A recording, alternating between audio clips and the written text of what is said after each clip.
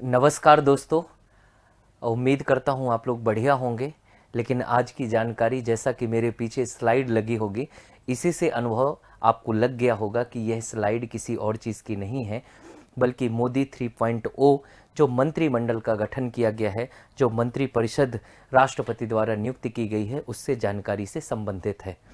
दरअसल अगर भारतीय संविधान में देखेंगे तो भारतीय संविधान के आर्टिकल 74 में लिखा हुआ है कि वास्तविक रूप से शक्ति जिसके पास में होगी वह मंत्री परिषद होगी, क्योंकि भारत के राष्ट्रपति मंत्री परिषद की सलाह पर ही काम करते हैं, जिसके मुखिया प्रधानमंत्री होते हैं। लेकिन चर्चा इस बात की करनी चाहिए कि प्रधानमंत्री और मंत्रियों की नियुक्ति के मामले में क्या संविधान कहता है कुछ। तो बिल्कुल नो डाउट, अगर आप आर्टिकल 75 को देखेंगे तो आर्टिकल 75 से स्पष्ट हो जाता है कि प्रधानमंत्री की नियुक्ति भारत के राष्ट्रपति करते हैं, और प्रधानमंत्री जिन नामों को भेजते हैं उन्हीं नामों को राष्ट्रपति जी मंत्री के रूप में नियुक्ति करते हैं। यानी कि प्रधानमंत्री उस व्यक्ति को नियुक्त किया जाता है जिसको लोक सभा में बहुमत प्राप्त होता है, और प्रधानमंत्री जिन नामों को भेजते हैं राष्ट्रपति के पास में, उनकी नियुक्ति राष्ट्रपति करते हैं मंत्री के रूप में। साथ में अगर आप देखेंगे तो भारत के संविधान में 91वें संविधान संशोधन 2003 से इस बात को जोड़ा गया था कि लोकसभा में जितने सदस्य होते हैं उसके 15% से अधिक मंत्रिपरिषद नहीं होनी चाहिए। यानी कि एक सीमा भी है कि मोदी जी अधिकतम 15% लोकसभा के सदस्यों का मंत्रिपरिषद का गठन करवा सकते हैं राष्ट्रपति से। साथ में ये भी कहा गया है कि जो मंत्रिपरिषद है और प्रधानमंत्री हैं, इनकी नियुक्ति होती है, चुनाव तो इनके सदस्य के रूप में होते हैं। साथ में इनके कार्यकाल निश्चित नहीं है, क्योंकि ये राष्ट्रपति के प्रसाद पर्यंत काम करते हैं। अगर आप देखेंगे तो व्यक्तिगत रूप से प्रत्येक मंत्री राष्ट्रपति के लिए उत्तरदायी होता है, और वहीं अगर आप देखेंगे कि मंत्री परिषद सामूहिक रूप से लोकसभा के प्रति उत्तरदायी होती है, कलेक्टिव रिस्पॉन्सिबल फॉर लोकसभा, क्योंकि मंत्री परिषद को बहुमत लोकसभा से मिलता है, जबकि प्रत्येक मंत्री राष्ट्रपति के प्रसाद पर्यंत अपने पद को धारण करता है। साथ में अगर शपथ के बारे में देखेंगे तो तीसरी अनुसूची के अनुरूप ही शपथ राष्ट्रपति या उनके द्वारा नियुक्त कोई व्यक्ति द्वारा दिलाई जाती है।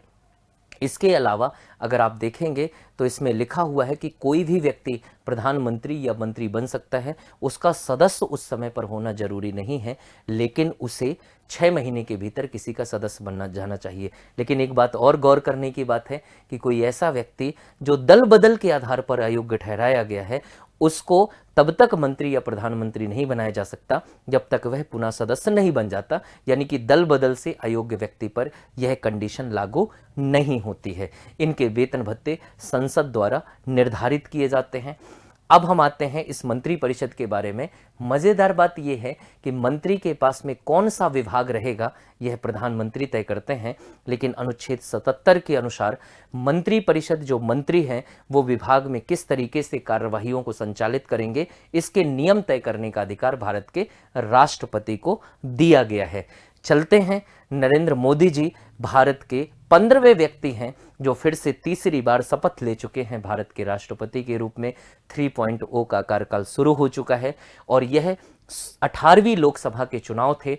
अब मोदी जी अगर यह कार्यकाल पूरा करते हैं तो अगले चुनाव जो होंगे वो 2029 में होंगे। लेकिन अभी के लिए देख लेते हैं कि अभी मोदी जी ने अपने मंत्रिमंडल में, अपनी मंत्री परिषद में किसको शामिल किया है। एक कंफ्यूजन और रहता है, क्योंकि बार बार सुन रहे होंगे कि कुछ कैबिनेट के मंत्री बनाए गए हैं, कुछ स्वतंत्र प्रभार राज्य मंत्री बनाए गए हैं, कुछ राज्य मंत्री बनाए गए हैं। इनके बारे में चर्चा होती रहती है। याद रखना है, सरकार के जितने भी मंत्री होते हैं ये मंत्री परिषद कहलाती है, लेकिन निर्णय के लिए प्रधानमंत्री जिनको अपने साथ में रखते हैं उनको कैबिनेट के मंत्री कहा जाता है। कैबिनेट के मंत्री और राज्य मंत्री स्वतंत्र प्रभार दोनों ही अपने अपने विभागों के मुखिया होते हैं, दोनों को ही अधिकार प्राप्त होते हैं, लेकिन कैबिनेट की बैठक में सिर्फ कैबिनेट के मंत्री भाग लेते हैं। राज्य मंत्री सहयोगी मंत्री होते हैं। मोदी जी की अगर मंत्रिमंडल में देखेंगे, मंत्री परिषद में, तो मोदी जी सहित कुल 72 मंत्री परिषद में इस समय पर सदस्य हैं, जिसमें से 30 मंत्रियों को कैबिनेट के मंत्री का दर्जा दिया गया है, और साथ में 36 ऐसे व्यक्ति हैं जिनको दर्जा दिया गया है। किसके बारे में दर्जा दिया गया है भाई? राज्य मंत्री के बारे में। और 5 मंत्री ऐसे हैं जो राज्य मंत्री और स्वतंत्र प्रभार के रूप में रखे गए हैं। महिलाओं के मामले में देखेंगे तो 7 महिलाओं को भी मंत्री के रूप में पद प्रदान किया गया है, जिनमें से 2 कैबिनेट मंत्री बनाई गई हैं और 5 राज्य मंत्री के रूप में बनाए गए हैं। चलिए, इन 72 मंत्रियों में से 71 मंत्री हो गए और प्रधानमंत्री सहित कितने लोग हो गए? 72 हो गए। चलिए इसको चर्चा में शामिल कर लेते हैं और प्रमुख पदों को देख लेते हैं हमारे सामने। इस समय राजनीति के शीर्ष पर जो व्यक्ति स्थापित हैं उनके चेहरे से आप पहचान सकते हैं। राजनाथ सिंह दिख रहे हैं, अमित शाह जी दिख रहे हैं, निर्मला सीतारमण जी दिख रही हैं, एस जयशंकर, कौन नहीं जानता इनको, नितिन गडकरी जी हैं, शिवराज सिंह चौहान यानी कि मामा जी हैं। मामा जी की राजनीति जिनको लग रहा था खत्म हो रही है, मामा जी ने एकदम आकर के चौका छक्का लगा दिया है और मामा जी ने अपनी केंद्र के स्तर पर नई पारी की शुरुआत की है। बड़े बड़े विभाग मिले हैं, बगल में उनके जेपी नड्डा जी हैं और इसके बाद में कर्नाटक से आने वाले पूर्व मुख्यमंत्री हैं। देखते हैं किन किन को क्या विभाग मिला है। तो सबसे पहले देख लेते हैं कि जो नरेंद्र मोदी जी हैं वो प्रधानमंत्री बने हैं, बीजेपी पार्टी से हैं भाई। इसके बाद में अमित भाई शाह बीजेपी से हैं, इनको गृह मंत्री और कॉर्पोरेशन जो आपका सहकारिता मंत्रालय होता है उसके 2 मंत्रालय इनको प्रदान किए गए हैं।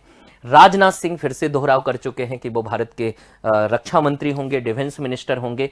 निर्मला सीतारमण जो फाइनेंस मिनिस्टर हैं और साथ में कॉरपोरेट मिनिस्टर भी इनको बनाया गया है। नितिन गडकरी अगर आप देखेंगे बीजेपी के कोटे से ही हैं, minister of road transport and highways. इनके बारे में कहा जाता है कि बड़ी शालीनता से और बड़ी तल्लीनता से और बड़े लगन के साथ में मेहनत पूर्वक कार्य करते हैं और बड़े बड़े प्रोजेक्ट्स को बड़े कम समय में पूरा कर देते हैं। नितिन गडकरी के बारे में वैसे तो चर्चा इन सभी मंत्रियों के बारे में होती है, लेकिन नितिन गडकरी का नाम इसमें काफ़ी अच्छे से लिया जाता है। इसके बाद में है किंजाराप्पू राम मोहन नायडू, टीडीपी से हैं, इनको टीडीपी से कोटे से मंत्री बनाया गया है। मिनिस्टर ऑफ सिविल एविएशन यानी कि उड्डयन मंत्रालय जो हवाई जहाज वाला मंत्रालय होता है, ये इनको प्रदान किया गया है।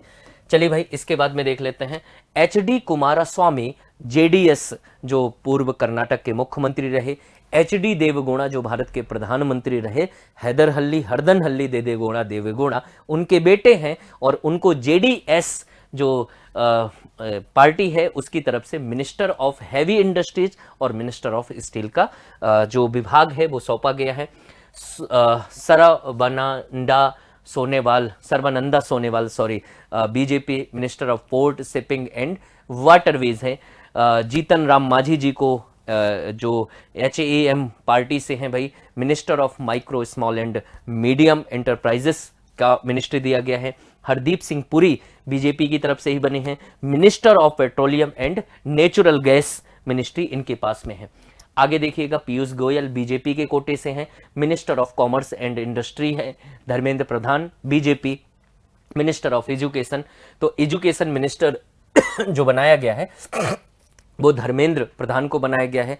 पहले मानव संसाधन विकास मंत्री कहलाता था, ह्यूमन रिसोर्स डेवलपमेंट मिनिस्ट्री कहलाती थी, लेकिन इसमें बदलाव कर दिया गया और बदलाव करके क्या किया गया कि अब जो मिनिस्टर है वो मिनिस्टर उसमें जो मिनिस्टर हैं अब वो शिक्षा मंत्री कहलाते हैं। जो प्रहलाद जोशी हैं बीजेपी के कोटे से हैं, minister of consumer affairs, food and public distribution, minister of new and renewable energy हैं। जो एस जयशंकर हैं BJP minister of external affairs हैं। मनसुख जो मांडविया हैं बीजेपी से हैं, minister of labour and employment minister के रूप में इनको बनाया गया है भाई। Minister of youth affairs and sports से हैं। इसके बाद में अश्वनी वैष्णव बीजेपी से, इनके बारे में भी बड़ी तारीफ होती है और मैं कई बार इनके टेक्निकल नॉलेज को देखता हूं। पुराने सिविल सेवक रहे, प्रशासनिक सेवा से के बाद में शामिल हुए और minister of railways, minister of information technology information and broadcasting, minister of electronics and information technology के रूप में इनको बनाया गया है। इसके बाद में शिवराज सिंह चौहान मामा जी के नाम से फेमस हैं, मध्य प्रदेश में इनके लिए बड़ा नाम लिया जाता है और बीजेपी को लंबे समय तक संचालित किया। तो उनके पास में नो डाउट बड़े पद दिए गए हैं, और ऐसा लगा जब उनका कैरियर ख़त्म हो रहा था, लेकिन उसके बावजूद भी वो एक नए बाहुबली के रूप में आए और उनके साथ में कटप्पा ने ऐसा कुछ नहीं किया। तो भाई BJP minister agriculture and farmers welfare, minister of rural development दिया गया है। चिराग पासवान जी देखने में बड़े खूबसूरत टाइप के हैं, जे रामविलास पासवान जी के बेटे हैं। पिताजी के पास में भी यही होता था, minister of food processing industries होता था। बड़े जितनी सीटों पर चुनाव लड़े उतनी सीटों पर जीत करके आए हैं, पॉपुलैरिटी काफ़ी अच्छी है। ज्योतिरादित्य राजे सिंधिया परिवार से खानदान से आते हैं, minister of communications, minister of development of north east region भी इनको दिया गया है। इसके बाद में जगत प्रकाश नड्डा जो बीजेपी के अध्यक्ष हैं, minister of health and family welfare, minister of chemicals and fertiliser का इनको विभाग दिया गया है। अन्नपूर्णा देवी बीजेपी से minister of women and child development है। ये पहले स्मृति ईरानी जी के पास में था, लेकिन स्मृति ईरानी जी पटखन्नी खा गई हैं, और कई लोग आरोप भी लगाते हैं कि आई थी दीदी बन करके, लेकिन उन्होंने वहां पर राजनीति को अपने तरीके से चलाने का प्रयास किया। यूपी के लोग राजनीति को बहुत अच्छे से समझते हैं, कई बार यूपी ही है जो राजनीति को नए सिरे से समझाता है।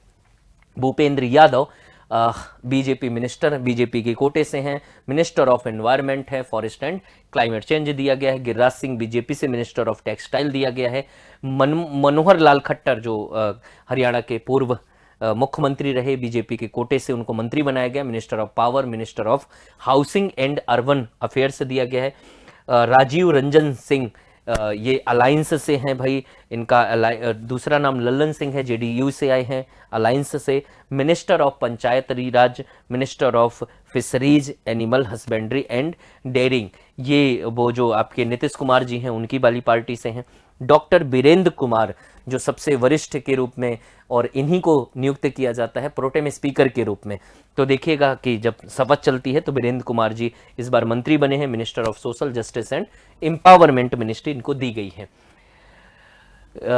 जुएल ओरम बीजेपी से हैं, मिनिस्टर ऑफ ट्राइबल्स अफेयर्स है। Gajendra Singh Shekhawat BJP minister of culture, minister of tourism है। Kiren Rijiju BJP minister of parliamentary affairs, ministry of minorities affairs दिया गया है। किरण रिजिजू को मैं थोड़ा सा देखता रहता हूँ, मुझे काफ़ी एक्टिव टाइप के लगते हैं। जी किशन रेड्डी बीजेपी से ही, minister of coal, minister of mines दिया गया। CR पाटिल बीजेपी से है, मिनिस्टर ऑफ जल शक्ति के रूप में शामिल किया गया। तो जो महत्वपूर्ण विभाग थे, इंपॉर्टेंट जो डिपार्टमेंट्स थे, उनके बारे में हमको चर्चा करनी थी। देखिएगा ये एक ऐसी सरकार है जो गठबंधन के आधार पर बनी है। लोकतंत्र में यही सबसे बड़ी ताकत होती है कि कोई शक्तिशाली नहीं होता है, शक्तिशाली वही होता है जो जनता तय करती है। लोकतंत्र में और संविधान में यह सबसे अच्छी व्यवस्था होती है कि जो आज अपने आप को रहमो सितम मानते हैं, वो कल रहमो करम पर अपने ज़िंदगी को व्यतीत कर सकते हैं। तो जिनको आज अहम हो चुका है खुद के ईश्वर होने का, याद रखिएगा लोकतंत्र में जनता ही होती है और वही तय करती है। तो आगे कोई ऐसी इन्फॉर्मेशन आएगी तो मैं ज़रूर आप तक लेकर के आऊँगा। लेकिन उत्कर्ष के साथ में यह प्यार आपका देख करके बहुत अच्छा लगता है, हम लोगों को ताकत मिलती है। इस समय पर उत्कर्ष के कुछ नवाचारों में से कुछ बैचेस ऐसे हैं जो बहुत पोटेंशियल वाले हैं और आपकी सिविल सेवाओं को लेकर के ही तय किए गए हैं। उनका जो मॉडल तैयार किया गया है वो आपके हिसाब से है। एक न्यू बैच उन बच्चों के लिए रखा गया है, न्यू बैच को, जो बच्चे अपने 12th पास के बाद में ग्रेजुएशन के साथ में UPSC और PSC की तैयारी करना चाहते हैं और सपना है उनका सिविल सेवक बनने का। तो उनकी नींव के लिए क्यों नींव रखा गया है? क्योंकि इसमें 6th क्लास से 12th क्लास तक पहले साल NCERT पढ़ते हैं, दूसरे साल में पूरा फाउंडेशन सिलेबस के हिसाब से कोर्स, और इसके साथ में तीसरे साल टीचर्स के गाइडेंस में उनका टेस्ट सीरीज प्रैक्टिस होता है और इसके बाद में चयन होने की संभावनाएं, प्रोबेबिलिटी पक्के तौर पर बढ़ जाती है। संपूर्ण बैच जो आपका इंटीग्रेटेड प्रोग्राम है जिसमें प्रीलिम्स, मेंस और इंटरव्यू को शामिल किया गया है। अगर ज़्यादा जानकारी चाहते हैं तो आप ज़्यादा जानकारी के लिए उत्कर्ष टावर में या हर्षदीप आर्केड पर विजिट कर सकते हैं, क्योंकि भंवर कुआं में अब उत्कर्ष आपके पास में है। तो उत्कर्ष का जो आज ये निष्कर्ष था मैं आपके सामने प्रस्तुत कर चुका हूँ। आज के लिए इतना ही रखेंगे। सभी बच्चों को मेरी तरफ से नमस्कार।